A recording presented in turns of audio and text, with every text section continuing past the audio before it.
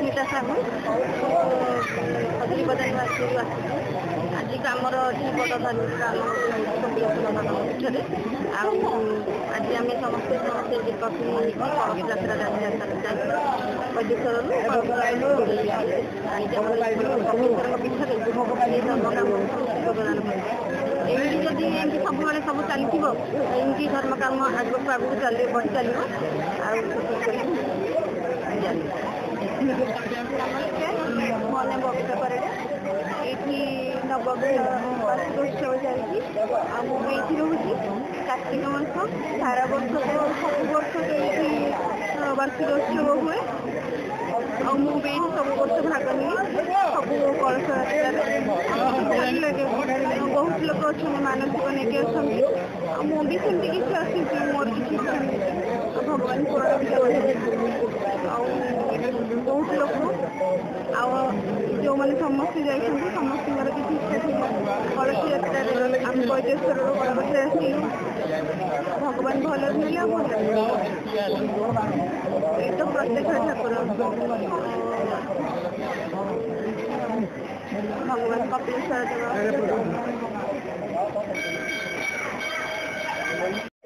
କପିଳେଶ୍ୱର ଦେବାୟ ନମଃ। ମୋ ନାଁ ସାବିତ୍ରୀ ସାହୁ। ଆମ ଘର କଳାପଥର ବୁରିଆପଲ୍ଲୀ ସାହି। କଳାପଥର ଗୋଟେ ବଡ଼ ମୌଜା। ସେଇ ଗ୍ରାମବାସୀମାନେ ବହୁତ ଧର୍ମପୀଠ ଭଲ କାମ କରନ୍ତି। ଏଇ କପିଳେଶ୍ୱର ମନ୍ଦିରରେ ବହୁତ ପାରାୟଣ, ଶନି ମନ୍ଦିର, କପିଳେଶ୍ୱର ମନ୍ଦିର, ନବଗ୍ରହ ପୂଜା ସବୁ ମନ୍ଦିର ବାର୍ଷିକ ଉତ୍ସବ ହୁଏ। ସବୁ ମନ୍ଦିର ବାର୍ଷିକ ଉତ୍ସବରେ ମୁଁ ସହଯୋଗ କରେ। ବୈଦେଶ୍ୱରରୁ ପାଣି ଭାର ଧରିକି ପାଣି କଳସ ମୁଣ୍ଡେଇକି ଆସେ ଏବଂ ବହୁତ ସ୍ତ୍ରୀ ଲୋକ 150 ଲୋକ ପ୍ରାୟ କଳସ ଯାତ୍ରା ଆସନ୍ତି। ସମସ୍ତଙ୍କ ମନସ୍କାମନା ପ୍ରଭୁ କପିଳେଶ୍ୱର ପୂରଣ କରନ୍ତୁ। ଏଇଠା ମୌଜାର ସବୁ ପିଲାମାନଙ୍କୁ ବହୁତ ଉପକାର ଅଛି। ପ୍ରାୟ 2-3 ହଜାର ଲୋକର ପ୍ରସାଦ ସେବନ ହେଇଥିଲା। ସମସ୍ତେ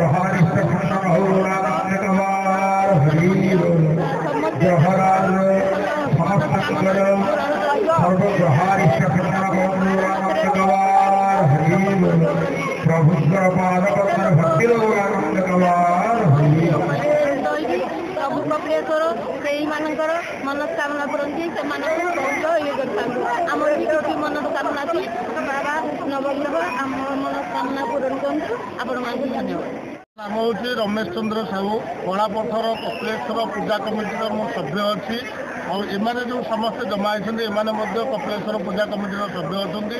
ଆମର ନବଗ୍ରହ ଠାକୁରଙ୍କର ତୃତୀୟ ଜନ୍ମବାର୍ଷିକ ଉତ୍ସବ ପାଳନ କରାଯାଉଛି।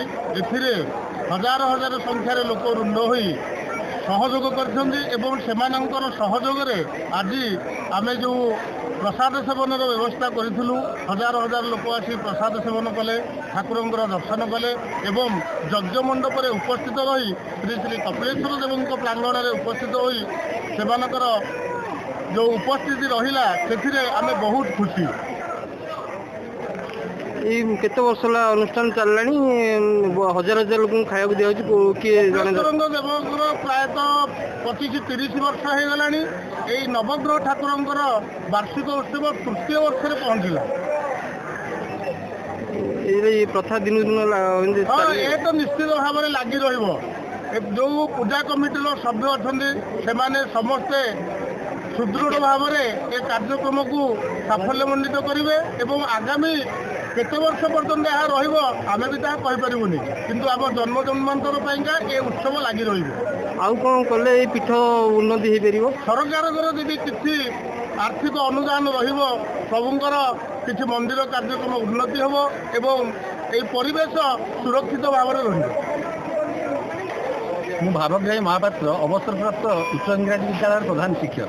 ମୁଁ ଆଜି ଶ୍ରୀ ଶ୍ରୀ କପିଳେଶ୍ୱରଙ୍କ ପୀଠ କଳାପଥରକୁ ଆସିଥିଲି। ଆସିବାର ଉଦ୍ଦେଶ୍ୟ ହେଲା କାର୍ତ୍ତିକ ମାସ ଧର୍ମ ମାସ ପଞ୍ଚୁକ ତିଥି, ଏହାର ଅବ୍ୟବହିତ ପୂର୍ବରୁ ଶ୍ରୀ ଶ୍ରୀ ନବଗ୍ରହ ଦେବଙ୍କର ଏକ ବାର୍ଷିକୋତ୍ସବ ଅନୁଷ୍ଠିତ ହୋଇଛି ବୋଲି ଶୁଣିବାକୁ ପାଇଲି। କଳାପଥରର ପୂଜା କମିଟିର ସମସ୍ତ ସଭ୍ୟସଭା ଏଠି ଉପସ୍ଥିତ ଥିଲେ। ସେମାନଙ୍କର ସମସ୍ତଙ୍କର ଐକ୍ୟ ମନୋଭାବ, ଠାକୁରଙ୍କ ପ୍ରତି ଆନ୍ତରିକତା ଏବଂ ଆଧ୍ୟାତ୍ମିକ ମନୋଭାବ ए परिवेश को अत्यंत सरस सुंदर करथिला। एटा आज देखिया पाइली हजार हजार हजार दर्शक भक्त वृंद ये अंचल आसी उपस्थित थे एवं से समस्तंकर जो प्रकार अकुंठित चित्र ये अनुष्ठान को बढ़ी तोड़े बा अनुष्ठान को प्रति जो आंतरिकता रही एवं श्रद्धालु मान प्रति जो कथा रही खाद्य परिचय खाद्य परिवेशन एवं समस्त प्रकार परिचर्या समस्त ए खुशी अंचलवासी ए समस्त खुशी रही एवं श्री श्री कपिलेश्वर पीठ किसी आजिकार पीठ नुहे बहु पुरातन काल प्राचीनतम पीठ एवं ये अंचल कलापथर धलापथर अंचल ए समस्त अंचल भक्त बहुत समय धरी ये आसती एपरिक यही कार्तिक मासर यही 5 दिन प्रबल ये भीड़ समागम होता है। बांकी भूखंड यह एक जनाशुना अंचल कलापथर एक व्यावसायिक पीठ हिसाब जनाशुना जेमती बहुत अनुष्ठान ये गढ़ी तोड़ी आम हाईस्कल कॉलेज एवं समस्त अनुष्ठान ये गढ़ी तोड़ा सहित ये गोटे कल्याण मंडप निहाती आवश्यक करुच्ची अंचल विशेषकर यही ठाकुर स्थान पीठर एक कल्याण मंडल आवश्यकता होती। वर्ष सारा ये विभिन्न प्रकार धर्मीय अनुष्ठान धर्मीय कार्य ये समाहित होता है। लोक मान समस्त यही अनुष्ठान प्रति यही ठाकुर आशीर्वाद समस्ते प्रतिदिन उपस्थित रही था। तेणु जब सरकार महोदय तरफ एक कल्याण मंडपर व्यवस्था कराए ये अंचलवासी आध्यात्मिक क्षेत्र में दिन को दिन आहरी उन्नति घटी लोक मान नैतिकतार प्रभाव पड़ो ये अंचल निश्चित भाव एक जनाशुना अंचल जहाँ थिला आहरी अधिक परिगणित हो मुझे कथा आशा रखुची और सरकार आगे दृढ़ दाबी करुच्ची ये गोटे कल्याण मंडप निश्चित भाव निर्माण करने सरकार ये साहाय्य सहयोग हाथ बढ़ाती।